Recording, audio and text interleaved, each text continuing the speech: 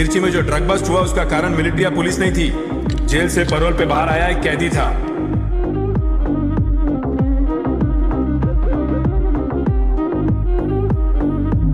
Rolex, उसका नाम है दिल्ली। आप सिर्फ ये जानते हैं कि मैं 10 साल तक जेल में था। ये नहीं जानते कि उससे पहले मैं क्या करता था।